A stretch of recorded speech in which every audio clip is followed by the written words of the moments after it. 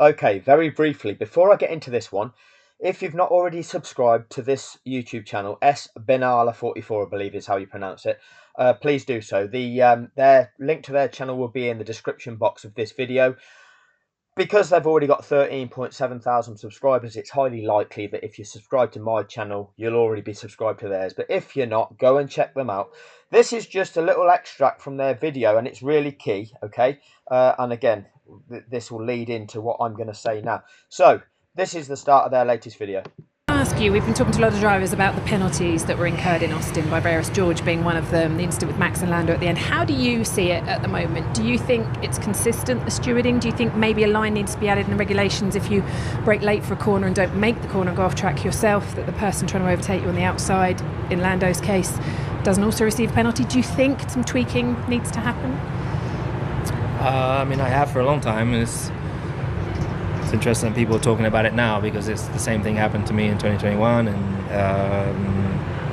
if you take Brazil into account, for example, under braking you're ahead, but then the car just comes off the brakes and doesn't make the corner, and you have to go wide. But then they say you both went wide, but you had no choice because you had to avoid collision. I mean, there definitely needs to be something done about it, because it's happening a lot now, and you shouldn't be able to come off the brakes and run more speed in, go off track, and still hold your place. As just seen in the recent... Okay, so just go back to that a second. We've got the lengthy question at the start. Do you think it's consistent, the stewarding? Do you think maybe a line needs to be added in the regulations if you brake late for a corner and don't make the corner, go off track yourself, that the person trying to overtake you on the outside, in Lando's case, doesn't also receive a penalty? Do you think some tweaking needs to happen? So she's asking if a line needs to be added in the regulations. How long has Lewis Hamilton been a driver? How long has Fernando Alonso been a driver? Well before Max Verstappen emerged on the scene. Do you think those lines were already in the driving standards before Max Verstappen emerged on the scene? Oh, but now Max has come along with a new way of playing the game. Oh, William Webb Ellis has picked the football up and started running with it. He's invented a new game. I have for a long time, and it's interesting that people are talking about it now, because it's the same thing happened to me in 2021. And if you take Brazil into account, for example, under braking you're ahead, but then the car just comes off the brakes and... Okay, in the braking you're ahead. That is what it's always been. It's assessed at the braking zone as to the relative positions of the car as to who is entitled to track room around a corner. That's on entry, around the corner, and on exit of a corner. That is the way it's determined, and it always has been. Right since the 1980s, when I began watching this sport. That is what it's always been. And now there's confusion because Max has come along and is doing it wrong. And let's just let Max do it wrong. And that is what is really, really disgusting. Anyway, I didn't mean to get too irate in this one, but sometimes these things do annoy me. So go and check them out and watch that video in full. Espinala 44 F1 News. Go and give them a check out. And if you like what you hear, subscribe to their channel. Anyway, this video. What I'm talking about this video is a follow-on from the last one. Is the media has gone strangely silent about the McLaren appeal of what the stewarding decision was. So I was going through that. Now we're over 24 hours on. 5 o'clock yesterday, it was revealed that that McLaren had submitted this appeal to the FIA about that stewarding decision at the USA Grand Prix. So we're now, what we at? 16:25. Sorry, not 16. 18:25. 6:25 in the early evening here in the UK. This is Andrew Benson on his BBC. His job as the BBC man. He's not put anything on the BBC about the McLaren appeal. He's not done an article as to the likely success of that appeal and using his journalistic skills to analyse that. We'll have a look at what Sky Sports' latest is on it. Because again, going into this video, let's have a look down here, see if there's any latest update from Sky Sports on both their Facebook page. No, that's not changed, and that's now 2 hours ago. Nothing further from Sky Sports. Is there anything on their YouTube channel? Let's just see if they've made any videos about it. Still nothing new from Sky Sports F1. about the situation. So the media, they're quite happy to create articles to talk to the public about why the penalty given to Norris was okay. And once that's been challenged, they're not willing to write articles to challenge it and expose why McLaren have a case against the FIA.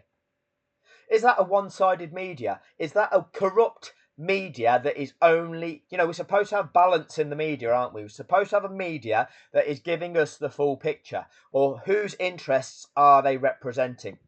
That's the key.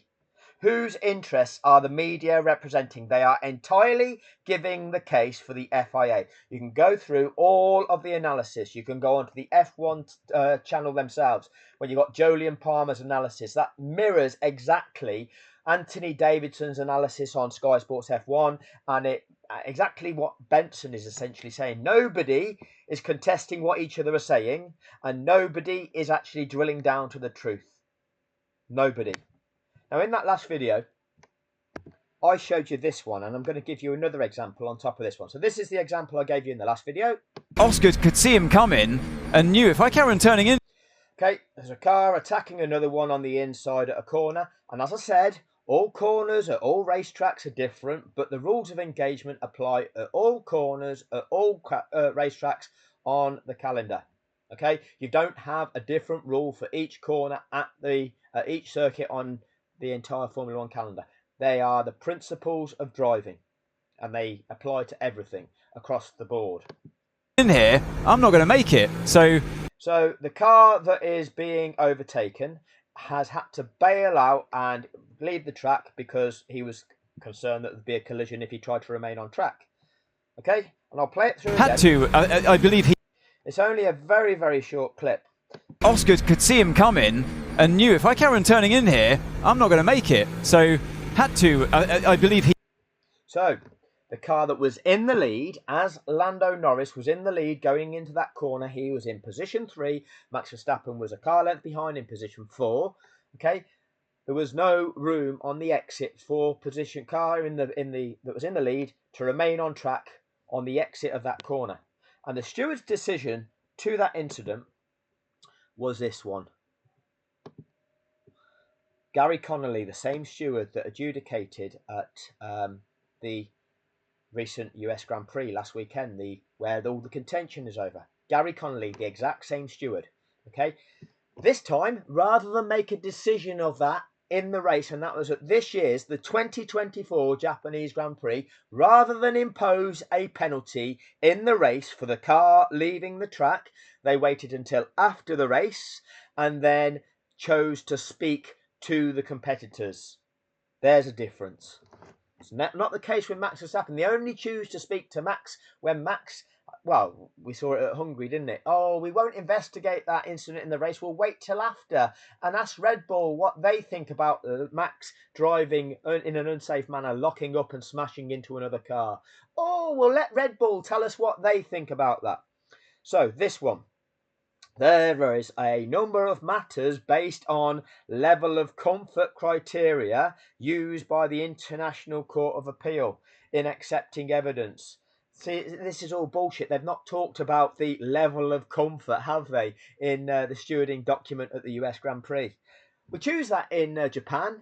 See, we apply different criteria depending on the different outcomes that we want, don't we? So we then look down at these. Car 63 did not dive in. So they adjudicated that George Russell didn't dive in. So they didn't adjudicate that Max Verstappen dived in. I'm not contesting the nature of the diving on either driver at the moment. That coming into turn 16, car 63's front axle was in front of the mirrors of car 81. Hence, according to the driving standards, car 63 was entitled to racing room on turn 16. So, reading that again, okay. Coming into turn 16, car 63, so Russell's front axle was in front of the mirrors of the car on the outside, Piastri, yeah? And that, according to the driving standards, is saying that Russell is entitled to racing room on turn 16. So, we're saying that Max is entitled to racing room going around that bend in the USA, at COTA, what we've just seen, Okay, I'm not contesting that Max isn't entitled to some racing room. It was a late lunge. The assessment should be made at the braking point, and I don't feel that Max would have qualified for that racing room, but that's not the part of this that we're actually contesting at the moment. Car 63 bounced off the inside curb and collided with car 81 based on photographic evidence tabled by car 81. So Piastri said, right, well, George has actually driven into me. Okay, now how relevant that contact was, ultimately it's contact. Sometimes cars can touch. That is just the nature of this. We have to accept it. Ideally it doesn't happen, but that is still, it's happened. Okay, and that car 81, having felt the impact from 63, took evasive action by driving off the track rather than risking another collision with perhaps more serious consequences. So Norris and Verstappen didn't touch. However, the key point here is car 81 has taken evasive action by driving off the track rather than risking a collision which will have serious consequences.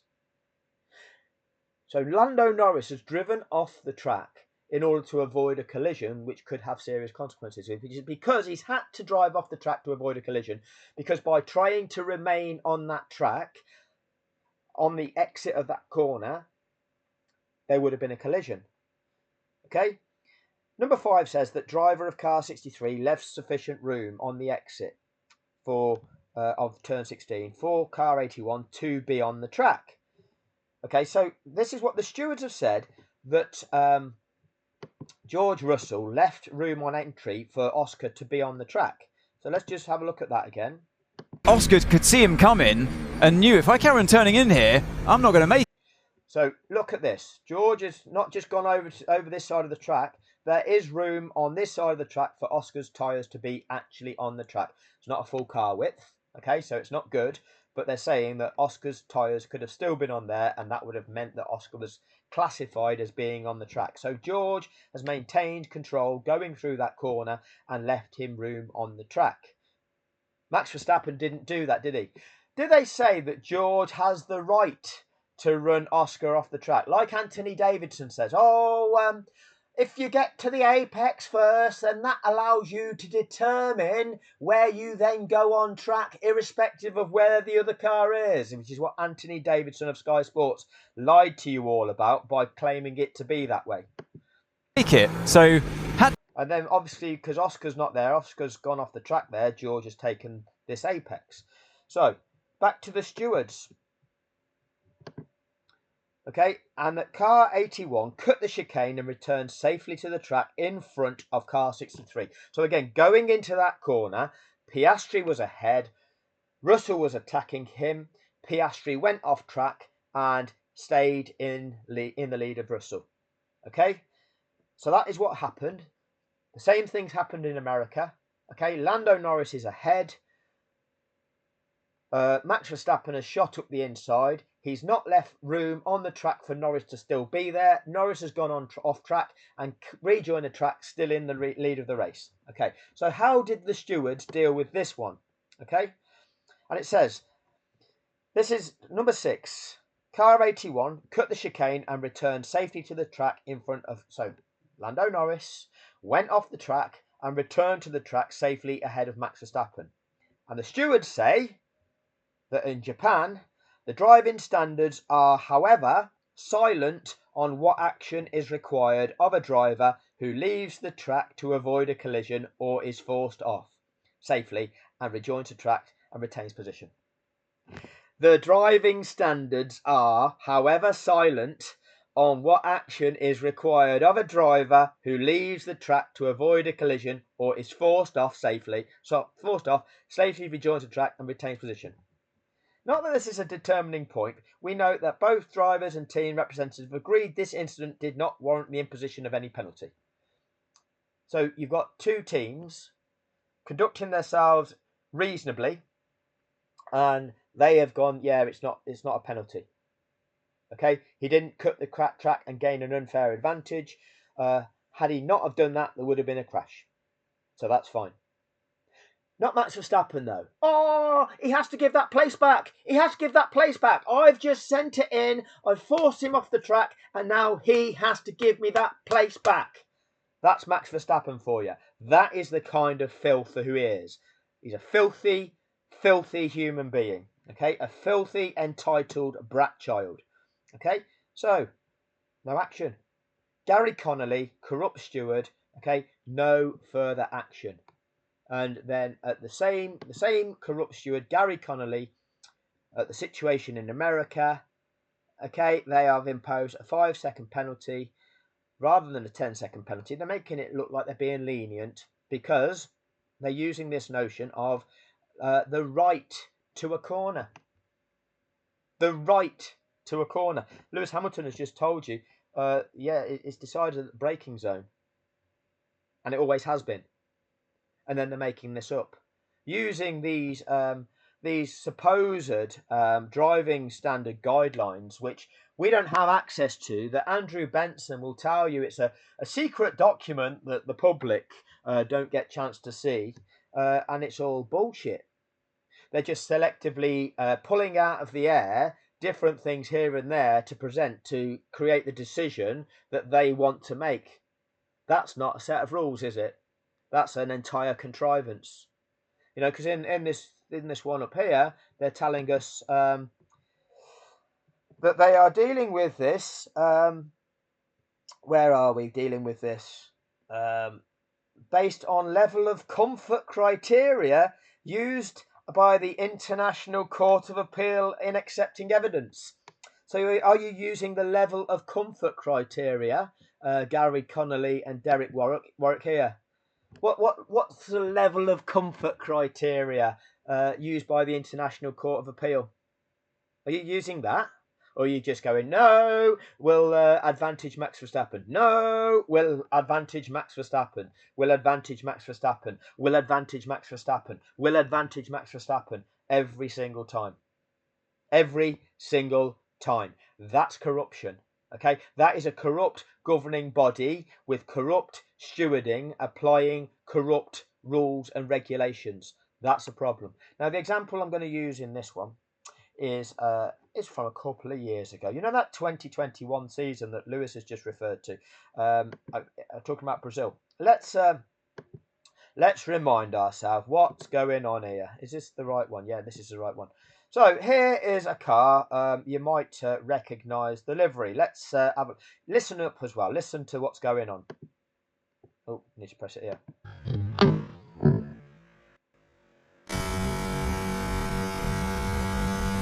There's the 150, the braking zone, the start of the braking zone.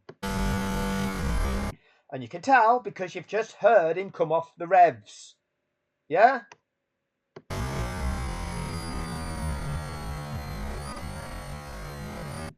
Hear all the downshifting. 50 metres. Nobody's there challenging. We've come down a long straight. We're in the braking zone. Yeah?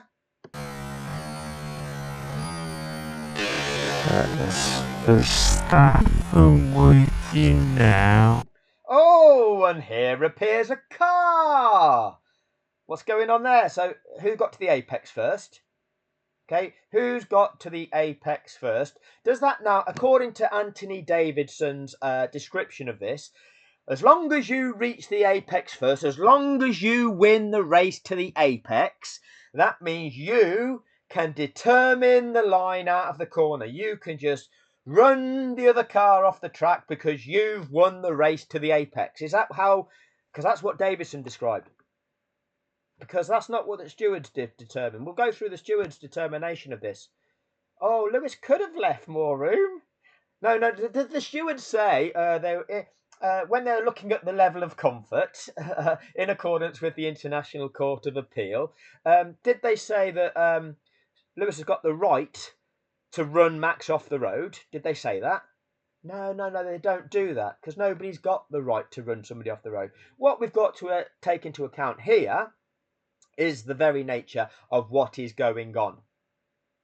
Okay, in order to be left room around the corner, you need to be in the right position at the braking zone to the corner. And the reason is this. Okay, Lewis Hamilton is not expecting Max Verstappen to put in such a late move. When you're not expecting the other driver to put in such a late move, the way you are going to brake your car for coming around this corner is such that you will carry as much momentum as possible around there because you're lapping as quickly as you can, and you will brake sufficiently enough that allow you to get around this corner and head directly for the next corner at that chicane. If you have a car on your outside that you need to afford track room to, then you need to brake more so that your line coming around here is such that you can afford that car on your outside track room. If that car is not there in the assessment window, the braking zone, where you have to make that decision, then it's your right to be able to pick your line out of that corner. Hence, the speed that you go into the corner is the thing that is going to determine how you exit the corner. You cannot change that mid-corner. So at the braking zone is the assessment period. If you've got a car that qualifies to be afforded track room, then you make sure that you brake sufficiently to pick a line that affords the other driver track room. Okay, but if the other car isn't there, then it does not qualify for being afforded track room, and hence you can pick your line through that corner, and that line can be going straight from this apex directly to the other apex because the other car does not have any right to be there. If the car has earned a right to be there by being within half a car of you, being halfway alongside you at least on entry at the braking zone where this is assessed, then you have to make sure you brake sufficiently to control your line around that corner to ensure that you leave them track room, because that is a criteria.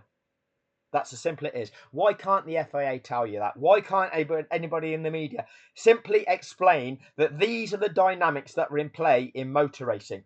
This is why you're not assessing this at the apex. It's too late to assess it at the apex. You're assessing it well before the apex because that determines your braking force, because that determines the line that you can make it around that corner with, because that determines how much track room you can afford somebody else. That's why it's done at the braking zone. Why can nobody else tell you that? Why is this probably the first time you've heard it explained that way? That's a problem, isn't it? That's a problem. So let's have a look at this through. And more. Okay, so Hamilton, there's no room on by the time we get to this apex, there's no room on track for Verstappen. Verstappen did not qualify to be left room, but he still forced his car there, and then he's bounced off the curb. Now, this is the thing. If you go onto F1 TV and you get the driver cam footage of this, it's all now being edited, and it's this.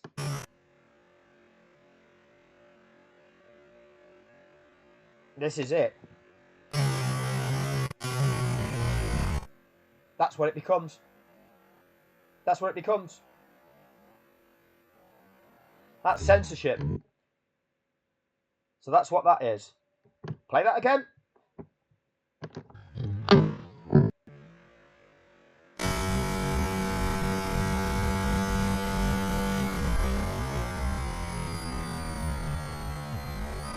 Okay, we're braking for the corner. Okay, is there a car that's qualifying for track room around this corner? The answer is no. We're now in between the 100 and the 50 boards. I'm going to show you from Max Verstappen's car that Max Verstappen does not qualify. Hence, because Max Verstappen does not qualify to be afforded track room, he'd not earned the right to track room around this corner, then Hamilton has the right to pick his line around this corner, which means taking a line where he can go around that first corner of the chicane and head directly to the second part of the chicane. He's earned that right because the other car has not earned the right to track room around that section of the track.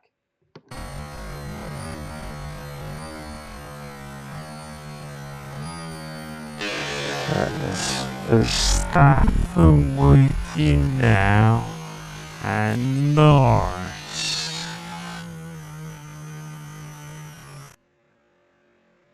And hence, when a car appears there, you cannot then be expected to have to react to that. They tell you all the braking needs to be done in a straight line. If you start trying to brake where you're going around that corner with those front wheels turned at an angle to steer you, then you're going to lock up and you're going to carry on. Oh, that's understeer, isn't it, Karen? And like I say, it glitches and then it goes off. That's F1 TV for you. So, Max Verstappen's perspective coming up.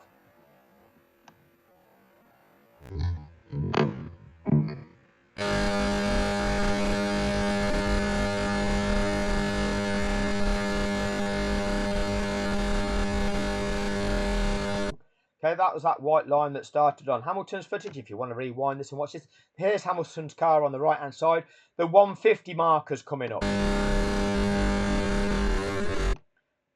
Hear that deceleration? He's come off the gas. We're into the braking area for this after this long straight. Remember, this is the DRS straight. DRS flap opens. They're doing 200 miles an hour down here. In order to make it through that corner, you've got to hit the brakes.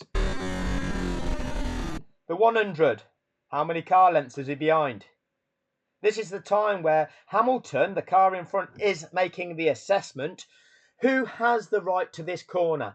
Is the car that's going to try and challenge me, are they entitled to track room? Are they halfway alongside me on the inside, coming up the inside of me? No, they're not. Are they fully or halfway or even fully alongside me on the outside? No, they're not. That means it's my corner. I don't have to afford them track room.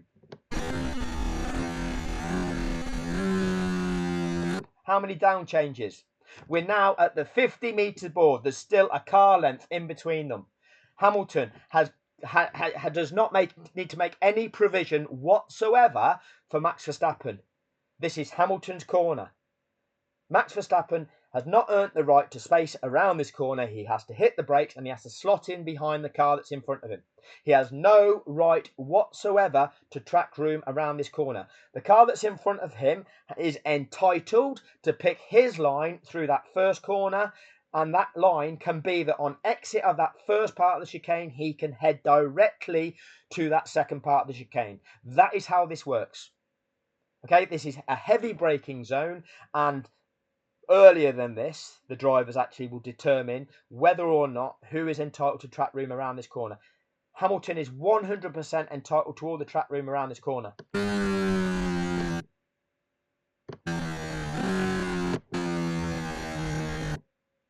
So let's just go back there.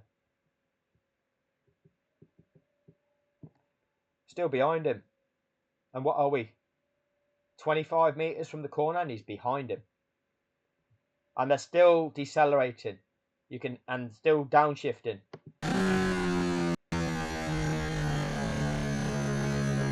But Max is going faster, isn't he?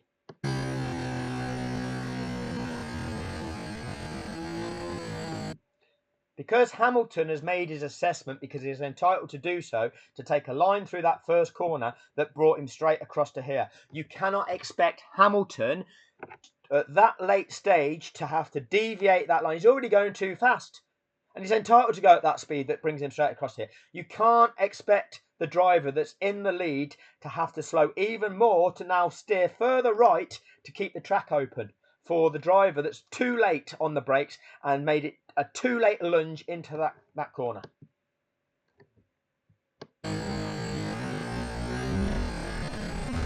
And that being said, Hamilton has still kept inboard of that white line.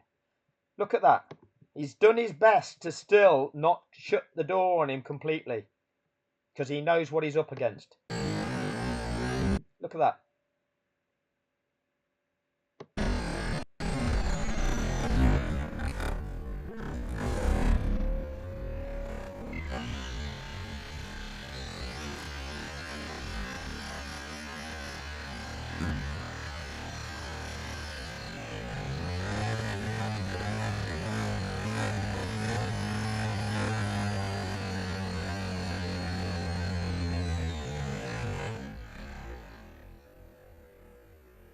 Right, so what do the stewards have to say about that? Let's, as always, let's have a look, shall we? Let's have a look. I think it's this one.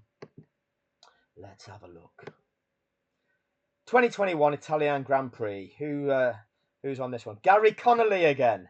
Gary Connolly, the corrupt steward. Same guy, all three incidents, yeah? Same guy.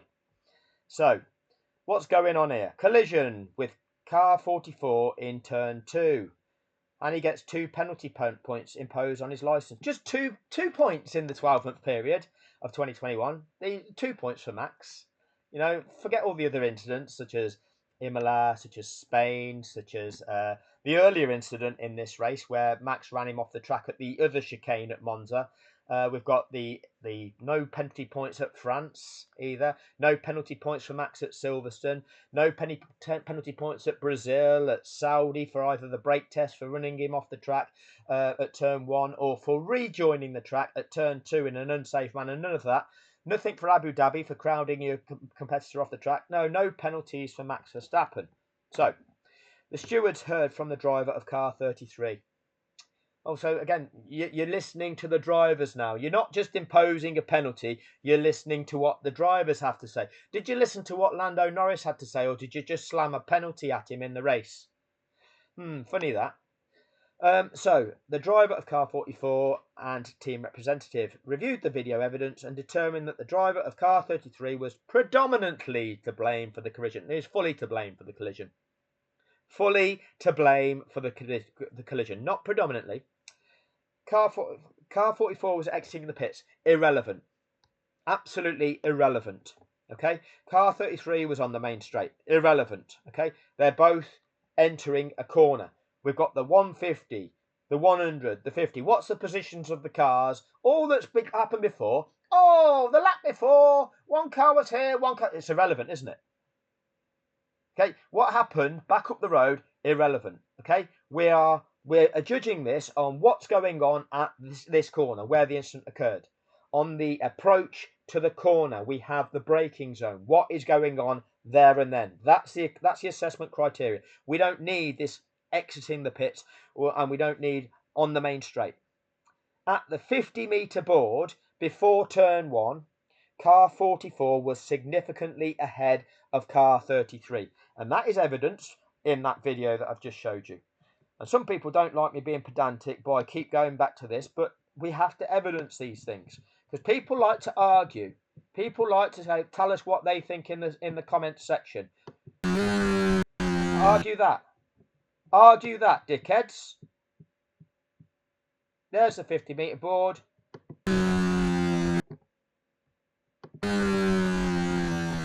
Still ahead.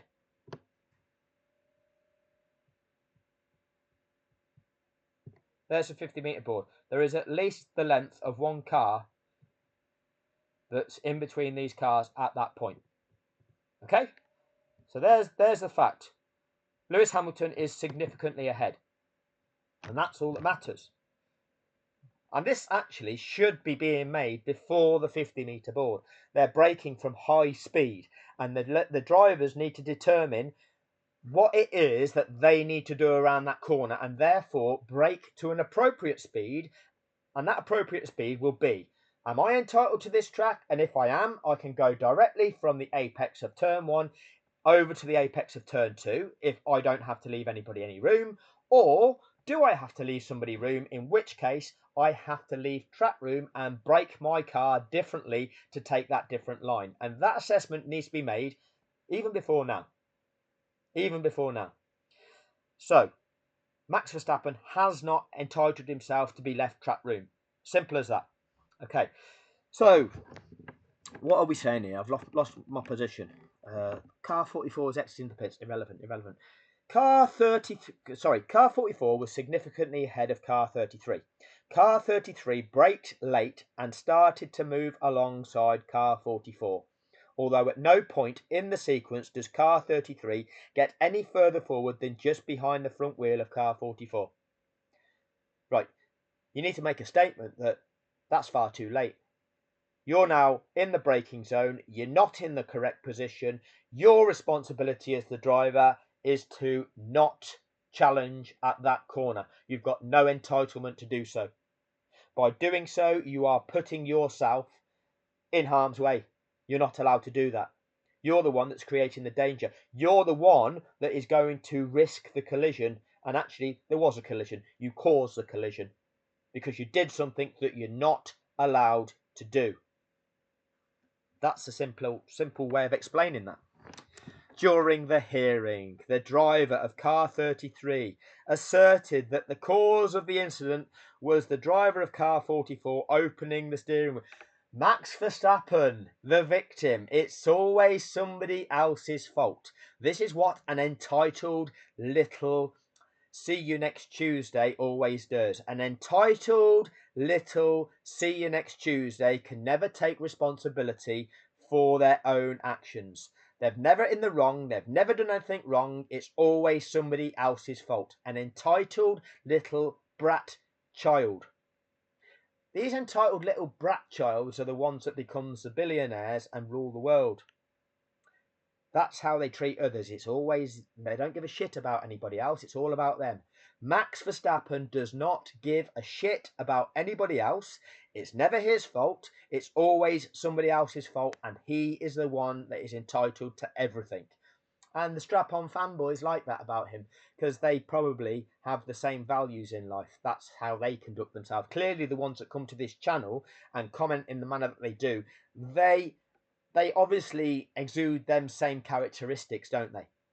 This is the nature of them types of human beings. So, and Max is saying that it's Lewis's fault because Lewis squeezed him at the apex. That Max had no entitlement to be there whatsoever. Lewis asserted that the driver of car 33 attempted to pass very late and should have given the corner earlier by backing off sooner. Yes, that's the rules and regulations of the sport. That is the driving standard. Okay, those are the rules of engagement of the sport. Okay? Or, having got to where Max is by throwing it in too late, he should have bailed out. He shouldn't have tried to do that. He should have realised I shouldn't be here and bailed out. The stewards have observed the CCTV footage that the driver of car 44 was driving an avoiding line. So Lewis Hamilton is still trying to avoid the collision, even though he has the right to go from the apex of turn 1 directly across to the apex of turn 2. He's still trying to drive an avoiding line by still affording some sort of room where he can to Max Verstappen. He shouldn't have to do that, but he still has. That is how good he is. Okay, and again, you can't really even do more than what he did because he's going that fast. He's chosen his entry speed on the basis that he's entitled to be there. He's entitled to choose his entry speed and pick that line that's direct, and the speed and the line and the braking all correlate to where it's going to take you across to the line for the next corner. Having done that, you can't then make changes to that very easily.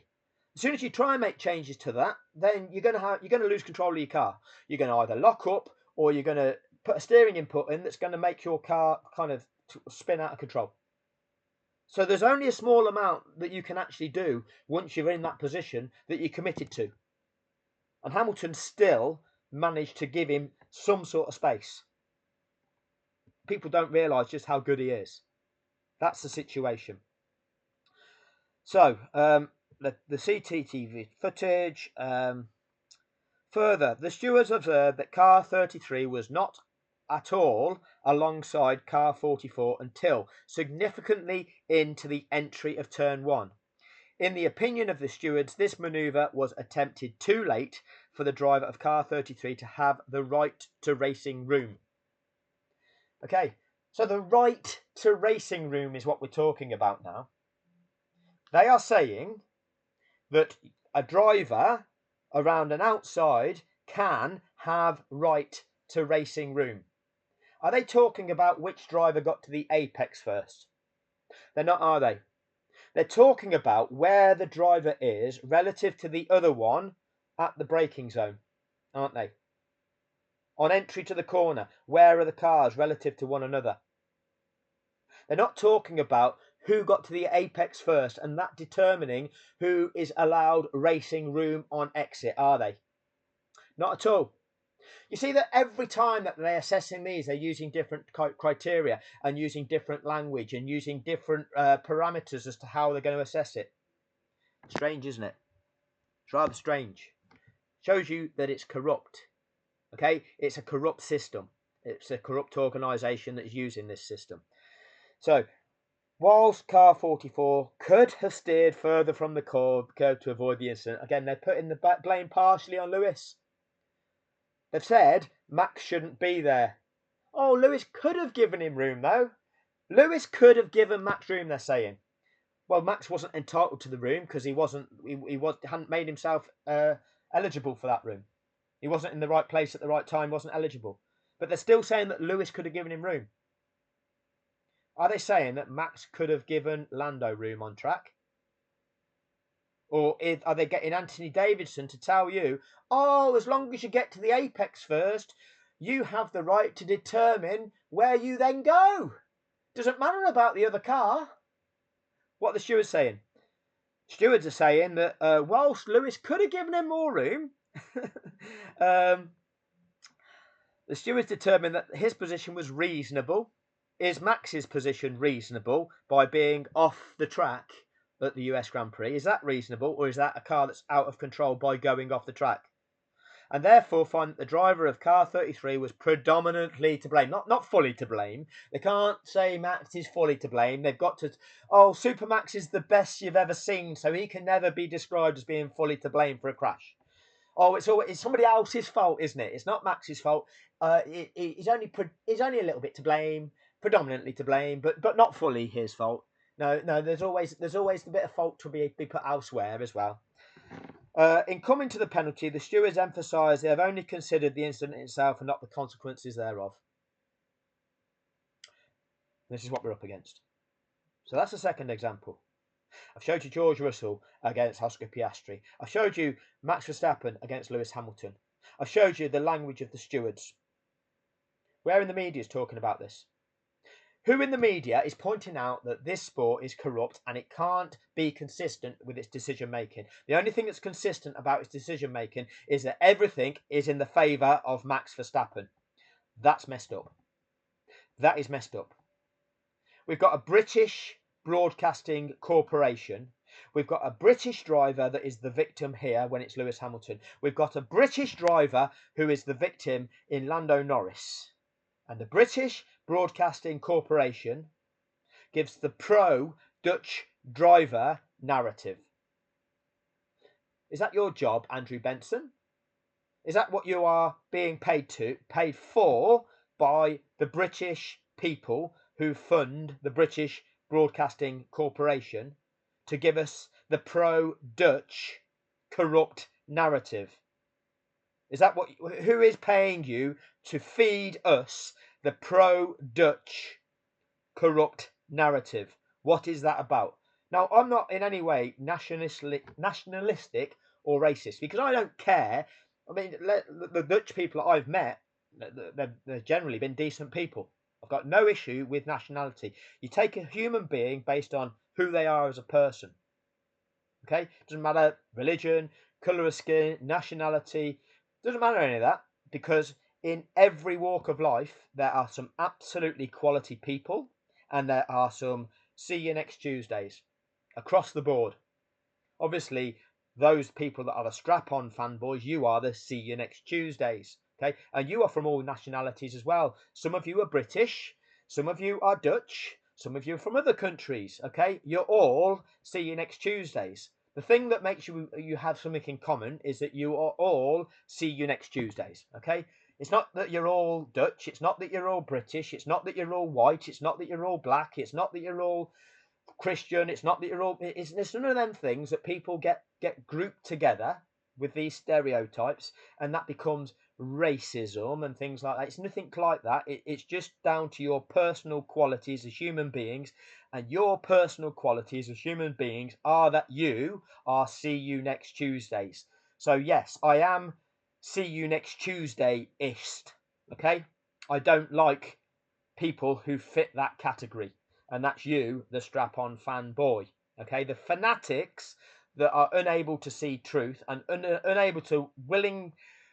unwilling to accept what is real, and instead you get off on inciting people.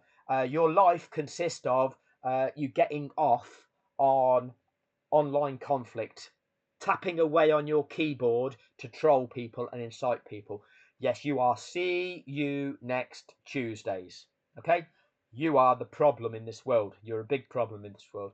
And the sport of Formula One has recruited you, okay, for the conflict that it wants, that is growing its appeal to the advertising money due to the clicks and the popularity of the sport.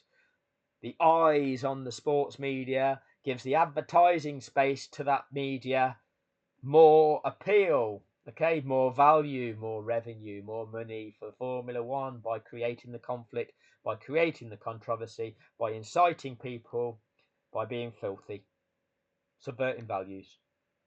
They're abusers. As are you people. The strap-on fanboy, you're abusing people. You're abusers. But you've been encouraged to abuse people. You've been abused yourself by being fed false information. There's no consistency of giving people correct information. That's an abuse. That's an abuse by those with the power to do so.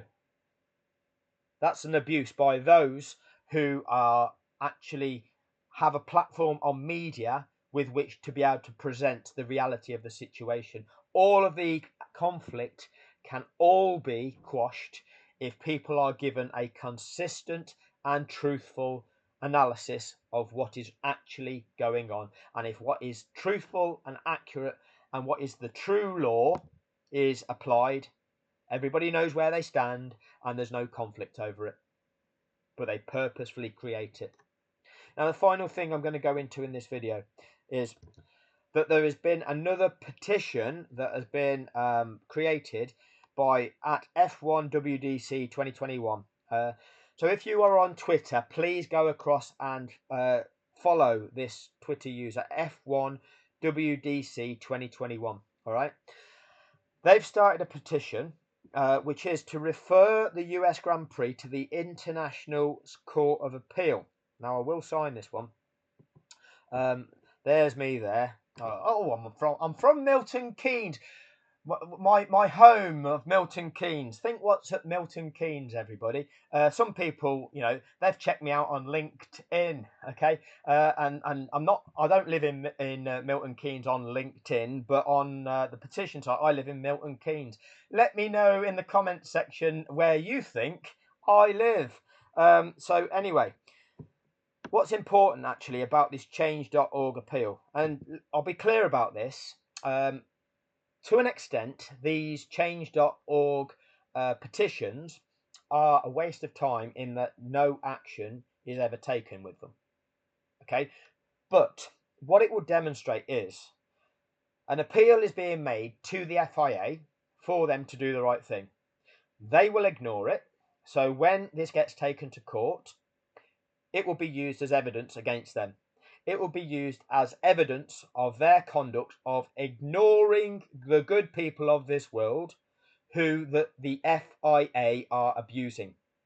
Okay, because the FIA are abusing each and every one of us through its corruption.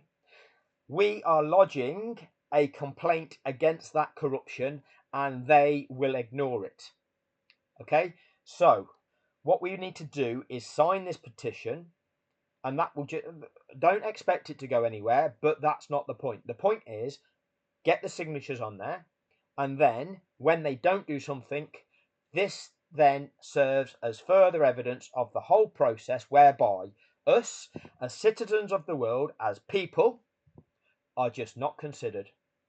The tyrants running the operation will ignore us and carry on with their corruption.